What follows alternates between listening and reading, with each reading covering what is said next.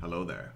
What is going on, everybody? I have got even more Superstar Destroyer news for you, and all of the upgrade cards that were in this flyer have been sent to me.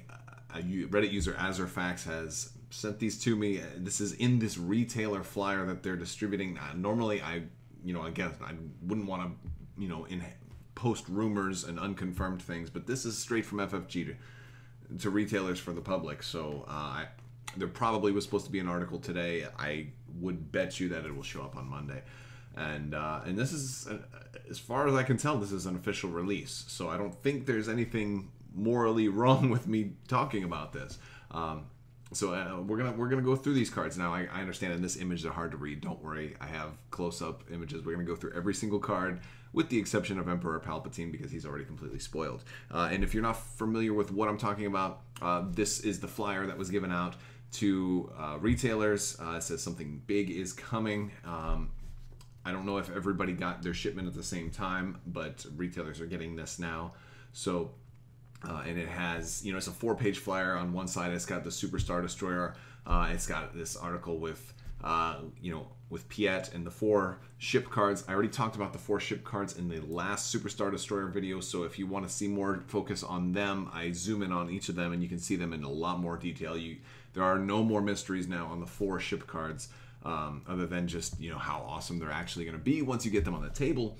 Speaking of Superstar Destroyers, gotta remind you guys again, there's still a couple of weeks left for the Superstar Destroyer giveaway. So if you would like to win a Superstar Destroyer, you just have to leave a comment and subscribe. I have paint on my hands. I was painting my Legion Royal Guard and stuff when I got this all these files. So yeah, these are just the close-up photographs of the flyer. I honestly didn't go shopping today.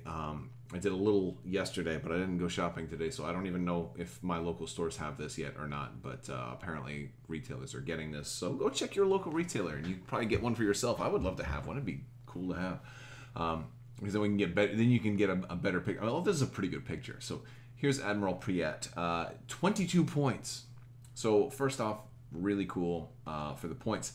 I will admit, my first time looking at this guy, I wasn't as enthusiastic. So when a friendly ship spends only a command token to resolve a command, you may exhaust this card. That's the part I didn't like. If you do, that ship resolves that command as if it had spent a dial of the same type instead. And I think when I first read this, I was looking at this guy, and I was thinking, well, he's like, why would I, I was thinking about him for normal Imperial ships, like a Star Destroyer, or I'm like, oh, well, I could turn a token into the dial, but it's only once because I have to exhaust him. So it's not that great, right? Until you start thinking about how the Superstar Destroyer is going to actually be playing into these games. And you're like, well, Superstar Destroyer, when they do a command, they get a token also, right? So a command for them also gives them the token benefit. And if I can get a token onto a Superstar Destroyer, I might be able to engineer plus a token, so engineering value plus 50%. Oh, and I also might be able to concentrate fire plus 50%, or plus the token, so a die and a reroll or something like that. That makes it really good, I think. And this will synergize with some of the other things that we're going to get also. So that's cool, but there's also the use of it with an interdictor, which is kind of cool as well, because an interdictor, it could unexhaust Piett, so you could potentially use him 2 times, which means you might even look at interdictor SSD builds, which might be fun, because then you can get him to work for both, and he's cheaper. He'd be kind of like Thrawn. But the thing is, you need to find another way to get tokens over to that other ship, which is something that might not be the easiest thing in the world to do if you're running an interdictor and a Superstar Destroyer. So there'll be some interesting builds with this, but I think Piett is a cheap option, and I think he's effective in certain builds. He wouldn't work in the general meta today that well, but he would work pretty well in a 2-ship list or a 1-ship list, and he's very cheap for what he does. So pretty cool. There's a lot more discussion to be had on Piett, though, and we'll talk about all these cards. Probably, we've got months until this thing comes out, so we have plenty of time to go into more detail on these, but let's go on to the next card. Director Krennic. I like this dude. Concentrate Fire is my favorite command in the game, and he is making it better. So he's an officer. 8 points, so a little expensive. Concentrate fire. While attacking at medium to long range, if you spent a concentrate fire dial, you may also re-roll any number of red dice in your attack pool. I love that. I love that because I used to love to run Vader with lots of Architans until, of course, they betrayed me. But he's an officer, so he's only going to work on one, right? But maybe on a Simoon, right? That initially, or or SSD. I think everything in here is naturally going to have some synergy with the SSD. But like, imagine he's on a Simoon, right? With spinal armament. Oh, now I don't need. Maybe I don't need, as much other stuff. Maybe I can. Again, he's only going to work on one shot because you can only do this command the one time, right? But you get to reroll all your red dice. If you spend a concentrate fire token, you may also reroll up to 2 red dice in your attack pool. I think the cool thing here is also, because like let's say you did both, you could get lots of rerolls out of that, right? I mean, it's saying also, so I imagine that would equate to that you could do both. But I like it. I love what he's doing there. He's kind of like, oh, I'm not as good as Vader, but if you've really just got one major ship, you don't really need Vader as your commander. I'm your budget Vader, and I love it. Lyra Wessex, another officer, only 2 points. When you are dealt a face-up damage card, you may spend 1 engineering token to flip that card face down without resolving its effect. That's not half bad. I like her for interdictors. I like her for... yeah, I could see her also being really good on a Super Star Destroyer. But you would want to get those tokens also. So, yeah, she's all right. I don't really have that much to say about her, but she's good. Like, the defense isn't as flashy and as fun to talk about, but it wins championships. So, Emperor Palpatine. This one's nice. Again, really great for the Super Star Destroyer or any one or two ship builds. I can see a lot of this is going to be good for that. When an enemy ship or unique squadron declares you as the target of an attack, it must spend 1 of its defense tokens if able. They have to spend defense tokens to attack you, which means even if they're already exhausted, now they're going to have to get rid of 1 if they're already, if they're already orange. Very cool. Very cool. And it's only 3 points. He's only 3 points. I would have thought Palpatine would have been like a 40-point officer, right? Not really 40, but I mean that's interesting. Again, he's kind of pigeonholed. He's good on he's good on a flagship. He's good on a single ship build or on a Super Star Destroyer, or 2 ship build. Again, that's the thing. That's the common theme you're seeing here. Darth Vader, only 1 point. Can't have Vader being more expensive than the Emperor, right? While a friendly, and I think the reason for them being just cheaper is because they're really useful on just very specific builds, which I think that's kind of a cool thing. Is a lot of these cards seem like they're designed to work really well with the Super Star Destroyer. While a friendly ship at distance 1 through 5 is attacking a ship, it may discard 1 of its commander or officer cards other than Darth Vader to reroll any number of dice in its attack pool. So at first, Vader, basically you can't. Vader's gonna go choke. He might choke your commander, and you have no commander, which is kind of cool. And again, it could work. Like if your commander's already like, they're really not useful to me anymore. Like maybe you could have Vader choke out Palpatine. Just think about the thematics of that. That's kind of funny. You tell I'm excited about this. This is cool. But you could have Vader choke out Palpatine. That is a possibility. But the real thing here is that those officers that are single-use officers, and there's a lot of them, that once they've done what they needed to do, adjust an enemy's ship. Okay, adjust an enemy ship's speed by 1 at the start of the game. Titus. Okay, you're done. All right. Well, now I can choke you. To get some rerolls. Again, now this one isn't necessarily, single-use Vader. Oh, it can be. This could support multiple ships. This could be good in like a 3-ship build. You'd have to have those officers that you don't need anymore. Maybe Strategic Advisor, because he doesn't have to be on the flagship. Maybe Strategic Advisor, because you're going to use Strategic Advisor a little more in early game, and then late game you don't need to use him as much anymore. Possibly. Plus in any clutch situation when you need that reroll, there you go. So I like this. It's okay. For 1 point too, it's not that bad. Admiral Ozzel. At the start of the first round, you may execute a Speed 1 maneuver. Well, again, what were we just talking about? Single-use officers? Single-use? Done. All right, got it. And this is cool. I like Admiral Ozzel. I like Admiral Ozzel a lot, as a matter of fact. I think, 2 points, you get to move for free. That's cool. And it's a you may. You don't even have to. So that's another good point to it, because a lot of these effects, you might actually really want to just stay exactly where you are. But yeah, being able to do that maneuver is really nice, and that could potentially combo with other things that happen after you do a maneuver. There's maybe quasar titles and things like that. There's so many possibilities playing, and we'll talk more about these as time goes by. It's very cool stuff. Commander Garand, and he's got also only 2. While you are defending, the attacker cannot resolve critical effects. After you perform an attack against the ship, discard this card. So here, I think, is a great person for Vader to choke. First off, defensive guy. He's like a pacifist, right? He's like, well, we'll just defend really good. We're not going to attack. And then Vader, when you are ready to attack, he doesn't. You don't have to discard him until after you perform an attack. So while you're in the during step, while you're during the attack, while your friendly ship is attacking a ship. So if you have, Vader can totally can choke out Garand, and so you still get all of this stuff. You were going to lose Garand anyway, so I think he actually works really, really well with Vader. So, and he's only 2 points too. That's again, there's a lot of critical effects. I think the officer spots on the SSD are about to start being really really difficult to to figure out the top 3 for your tournament games. So at least you have up to 4 on the more expensive versions, but you can see my other video for that. And we have titles. So it's funny because it's like all the canon titles are in here, all the SSDs that were like name dropped that we were aware of, and the Aftermath books are going to show up in here. So this one is sick.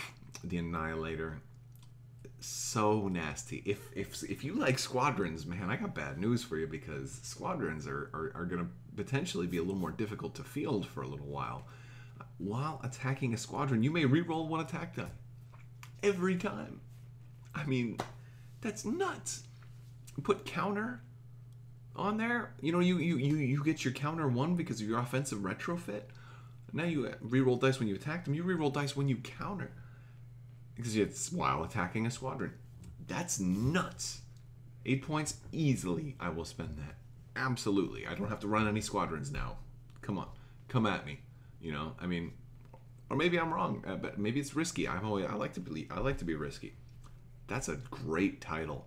That's a really, really good title. Annihilator is the SSD that pirates had actually taken over, and the Pirate Queen, I forget her name, they renamed it, and it wasn't Annihilator anymore, and it was kind of like this, bohemian, let's go loot and plunder and also free people, and, I don't know, they're trying to make pirates out to be good, and sometimes I guess they are.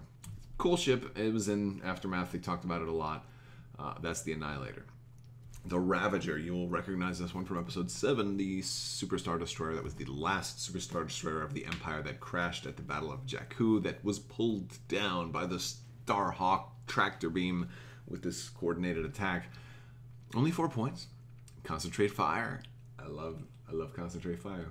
When you do Concentrate Fire, your Concentrate Fire tokens can either reroll 1 attack die or add 1 die to your attack pool.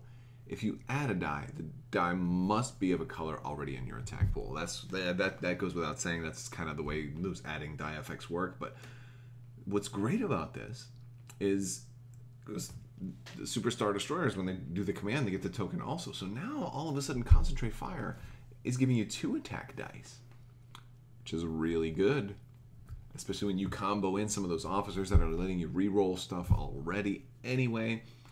Man, like Krennic, forget about it. Oh my, Krennic on the Ravager?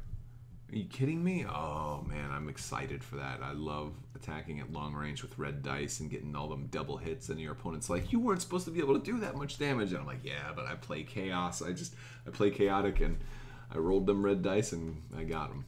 That's fun, man. This is gonna be a good title. I like this one. The Executor.